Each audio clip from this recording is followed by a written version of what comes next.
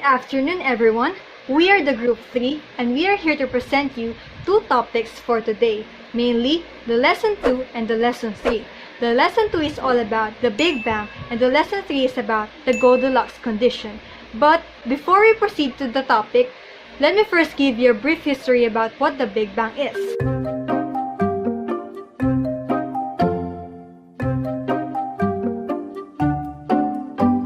As most of us know, the Big Bang remains a mystery to us in many different ways.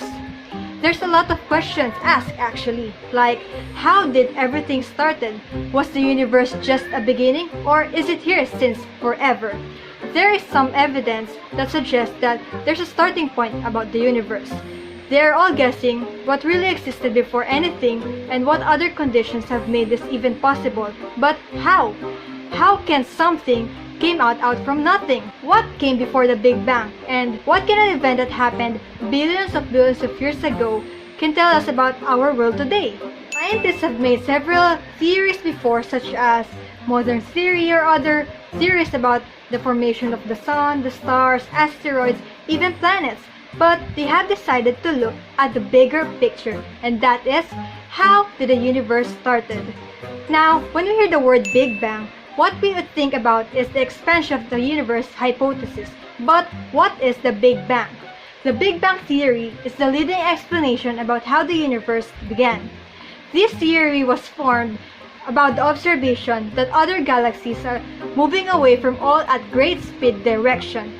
It says that the universe started in a small singularity, then it inflated over the next 13.8 billion years from what we know the cosmos today.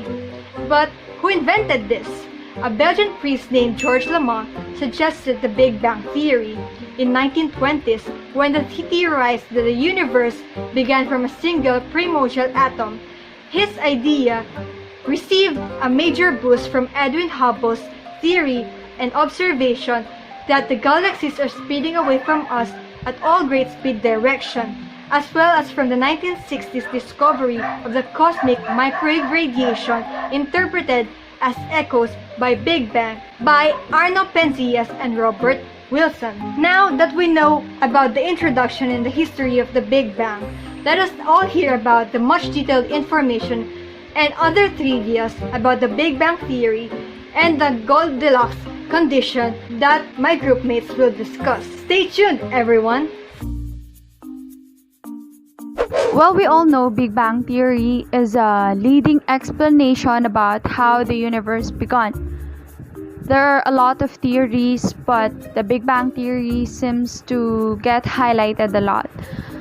It came up by George Lameta. I'm sorry if I did not pronounce it right. But in simple meaning, it says the universe we know was started with a small singularity, then inflated over the next 13.8 billion years to the cosmos we know today. They said after the universe began, the surrounding temperature was about 10 billion degrees Fahrenheit. The NASA stated that the cosmos contained particles such as neutrons, electrons, and protons. Hi, my name is Joe Chonko, and today we're going to talk about cosmic microwave background, or also known as CMB. However, before talking about the history, we need to go back to history through time. Are you ready? Let's go.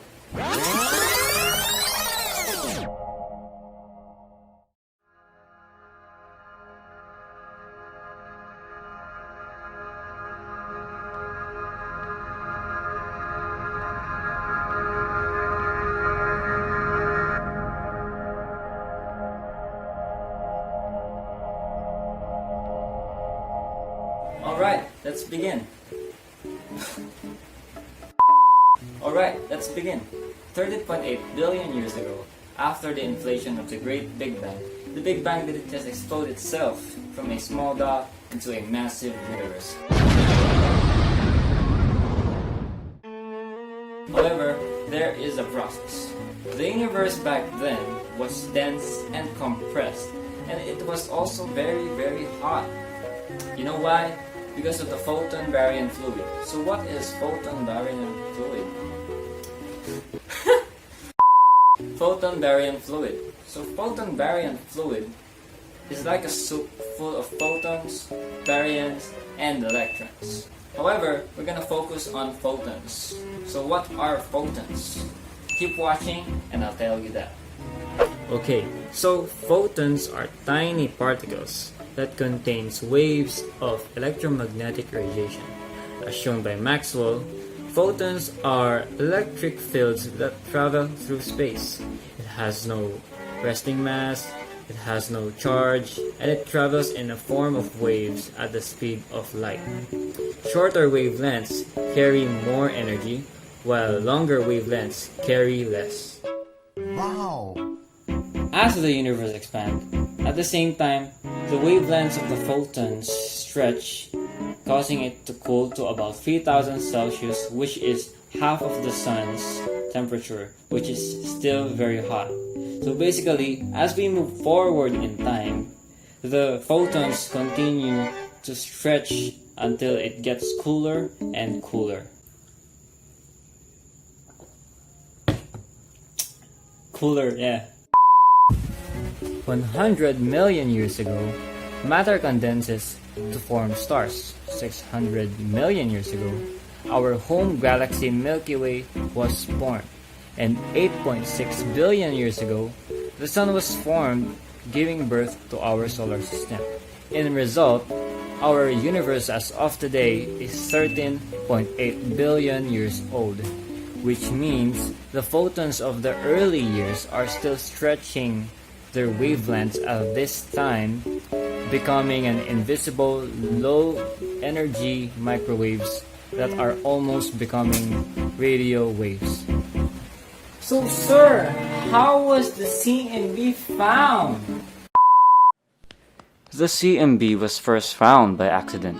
In 1965, two researchers with Bell Telephone Laboratories, Arno Penzias and Robert Wilson, were creating a radio receiver and were puzzled by the noise it was picking up. At first, the noise was thought to be interference caused by pigeon droppings on the antenna equipment. Pigeon droppings meaning poop. Pigeons were trapped and dung was cleaned from the antenna. Ultimately, Penzias and Wilson realized that the noise was an actual signal. They soon realized that the noise came uniformly from all over the sky.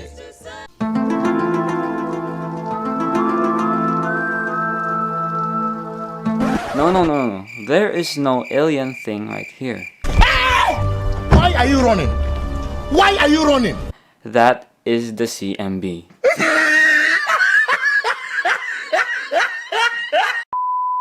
However, does it make sense that the CMB was detected by a radio receiver?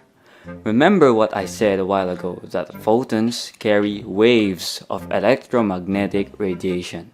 Basically, because billion years have passed, photons became an invisible, low-energy microwaves that is almost becoming like radio waves.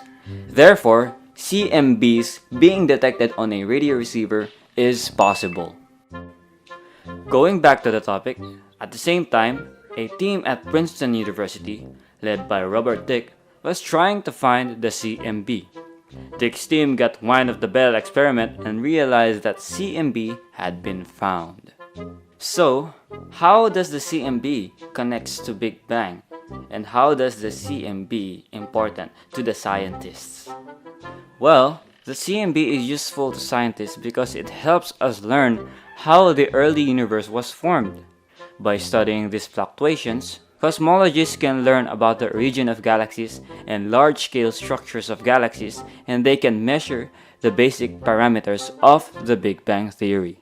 In conclusion, the CMB is a noise left over from the creation of the universe. Its presence demonstrates that our universe began in an extremely hot and violent explosion called the Big Bang 13 billion years ago. Are you bored already? Don't worry, there's more.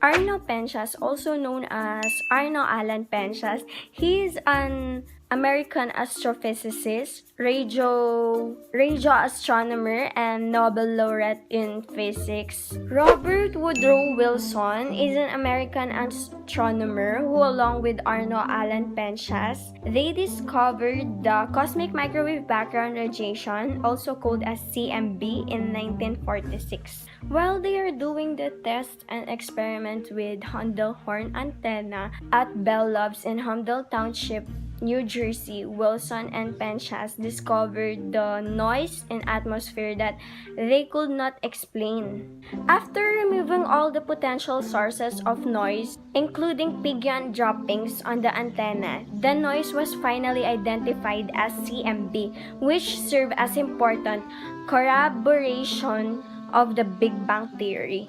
Along with Robert Wilson, they discovered the cosmic microwave background radiation, which helped to establish the Big Bang Theory of cosmology. The CBM has been observed in many missions. One of the most famous spacefaring missions was NASA's Cosmic Background Explorer satellite, or in short we call it the COBE satellite. This spacecraft will carry a complement of 3 infrared microwave measuring instruments designed and built by NASA Space Flight Center, Greenbelt, Maryland. The 5,000-pound COBE was deployed by a Goddard-managed Delta expandable rocket, and the COBE satellite was mapped in the sky in the 1990s. Second is the Wilkinson Microwave Anisotropy Probe, or the WMAP. The goal of the WMAP is to map the relative CMB temperature over the full sky. It also uses differential microwave radiometers that measure the temperature between 2 points of the sky. After COBE's footsteps, several other missions has been followed, such as the balloon observations of millimetric extragalactic radiation and geophysics, or in short, we can just call it the Boomerang. The Boomerang experiment is an international effort to measure the CMB. It is designed to measure the power spectrum and to produce an image of the CBM sky with high sensitivity and angular resolution. Lastly is the European Space Agency's Planck satellite, which will be discussed with the next reporter. Planck was your first mission to study the cosmic microwave background, the relic radiation from the Big Bang, which occurred about 14,000 million years ago. As the early universe expanded, it cooled in a time called recombination. It had cooled sufficiently for electrons and nuclei to form atoms. At this time, the light that had been bouncing about within the plasma became free to travel through space, as if the universe had switched from being opaque to transparent. This free light was initially energetic, but with the continued expansion of the universe, what was once a searing fireball of radiation has since cooled to become background sea of microwaves. The Planck Legacy Archive provides online access to all official data products generated by the Planck mission. However, the Research Observatory mission is ongoing and new maps of the CMB are released periodically. So with the maps that the CMB have released periodically, these maps gives new mysteries that resulted in a series of extensive catalogs containing list of specific components that covers a wide range of objects, from pre-stellar cores to galaxy clusters, and a range of distances from our galaxy to the distant early universe. So through the cosmic microwave background, or CMB, it gives the astronomers an insight on the composition of the universe, that the cosmos is made up of matter and energy, and that it cannot be sensed with conventional instruments. However, there are only 5% of the universe that are made up of matter, such as planets, stars, and galaxies. To conclude, in that Planck epoch, the main idea was that no matter existed in the universe, and that there is only energy. And it brings back to the ancestor to the 4 forces of nature, which is the super force. The 4 forces of nature are gravity, strong nuclear, weak and the electromagnetic. And at the end of this stage, or the Planck epoch, the gravity split away from the universe that gives way to another epoch. The Big Bang Theory might have started the universe 13.8 billion years ago, but there are still evidences that we can still see that it happened. This is the leftover glow from the wavelength of hot light, which was stretched from gamma rays to visible light up to the microwave portion of the spectrum.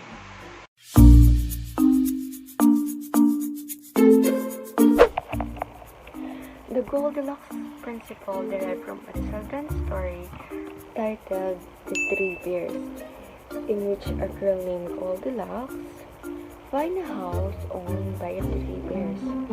Each bear has their own preference of food, beds, and etc.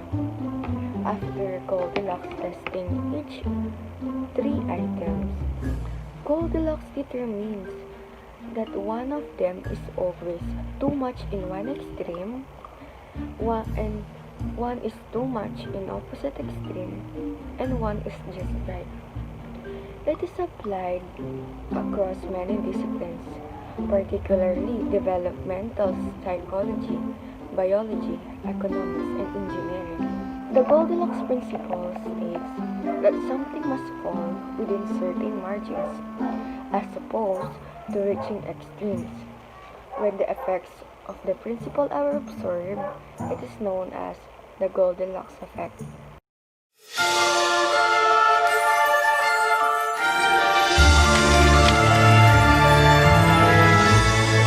This is the story of Goldilocks and the Three Bears. Once upon a time, there was a little girl with golden curly hair whose name was Goldilocks. One day, Goldilocks was playing near her home when she saw a butterfly. She tried to catch it, but the butterfly flew away. So Goldilocks chased it, right down the path and into the forest. Soon Goldilocks was lost, but then she saw a small house in the middle of the woods. Said Goldilocks. I'm sure whoever lives here will help me find my way back. Goldilocks knocked on the door 3 times. Knock, knock, knock. And on the third knock, the door swung open. I don't think anyone is home. Then she smelled a delicious smell, and her tummy rumbled loudly. So she decided to go inside. On the table in the small house were 3 bowls of porridge. 1 large bowl, 1 medium bowl, and 1 small bowl. Goldilocks was very hungry. I'm sure whoever lives here won't notice if I have a little bit of this porridge. First Goldilocks tried a spoonful from the large bowl. Oh my! This porridge is too hot! Next, Goldilocks tried a spoonful from the medium bowl. Ew! This porridge is too cold. Finally, Goldilocks tried a spoonful from the small bowl. This porridge is just right. The porridge in the small bowl was so delicious that she ate it all up. Goldilocks was very tired, so she went into the living room and found 3 chairs. There was a great big wooden chair, a medium pink chair, and a small blue chair. I'm sure whoever lives here won't mind if I rest for a little while. First Goldilocks sat in the great big wooden chair. Oh my! This chair is not comfortable at all. Next Goldilocks sat in the medium pink chair. She sank deep into the cushions. Ugh! This chair is too squishy. Finally, Goldilocks sat in the small blue chair. This chair is just right. Just as she settled into the small chair, crack! It broke into pieces right under her. Uh-oh. Maybe I should just lie down instead. So Goldilocks went upstairs to a bedroom, where she found a great big bed, a medium bed, and a tiny little bed. I'm sure whoever lives here won't mind if I take a short nap. First, she lay in the great big bed. Oh my! This bed is too hard. Next, she lay in the medium bed. This won't do. This bed is too soft. Finally, Goldilocks lay in the smallest bed. It was the perfect size for a young girl. This bed is just right. Goldilocks pulled the blanket over her and soon fell asleep. At the same time, a family of 3 bears came home to their little house in the woods. They were very surprised to see that the front door was already open. It looks like someone has been eating my porridge, said Papa Bear as he looked into his large bowl. It looks like someone has been eating my porridge too, said Mama Bear as she looked into her medium bowl. Someone has definitely been eating my porridge. It's all gone, cried Baby Bear as he looked into his empty small bowl. The 3 bears went into the living room to find out who ate their porridge. I think someone has been sitting in my chair, said Papa Bear. I think someone has been sitting in my chair too, said Mama Bear. Someone has definitely been sitting in my chair, cried Baby Bear. And they broke it to pieces. And so the 3 bears went upstairs to find out who had been sitting in their chairs. I believe someone has been sleeping in my bed, said Papa Bear. I believe someone has been sleeping in my bed too, said Mama Bear. Someone has definitely been sleeping in my bed, cried Baby Bear. And she's still here. The 3 bears roared, and Goldilocks woke up very suddenly at the sight of 3 angry bears. The little girl jumped up out of her bed and ran down the stairs, through the kitchen, and right out the front door. Goldilocks ran and ran until she was out of the woods and all the way home. From that day on, she never ever went back into the forest, and the 3 bears never ever saw Goldilocks again. The end. Earth is able to support life because it exists within the Goldilocks zone that is relative to our sun. If the Earth is nearer to the Sun, then the Earth will be too hot, just like Venus, for any living organisms to live in. If the Earth is farther away from the Sun, then the Earth will be frigid and icy. Earth has just the perfect range where it can sustain life. So, Goldilocks principle applies to the range of distances that a planet's orbit can be from its star and maintain temperatures on the surface that are just right for liquid water and life. This range is known as the Goldilocks zone. Hi guys, now we proceed to the 2 conclusions. The first conclusion is the Big Bang Theory and the second is the Goldilocks condition. Now we proceed to the Big Bang Theory. The Big Bang Theory is important for us to understand because it lays out the framework explaining how the universe was created and break down the timeline which things was created and formed. We are able to see evidence to the theory as a technology is constantly advancing and improving. We are able to see further into our galaxy and see traces and radiation left over our galaxy from that initial expansion. However, it is important to remember that the Big Bang Theory is a theory and not a fact, okay? Unfortunately, we don't have any witnesses, and even though it's a sound theory, there are many different theories and beliefs in how universe was created. Now, we proceed to the second conclusion. The second conclusion is the Goldilocks condition. As the description how Goldilocks principle made, this is a concept also uses in the big history. Like the Goldilocks having the right amount so that the children will easily understand, like on how they understand the book of the 3 bears. Well, the same as the big history. It has the wide range discipline and the other field, so it also compare to the big history because it's a big history and a widest peak possible lenses that offer understanding where we came from.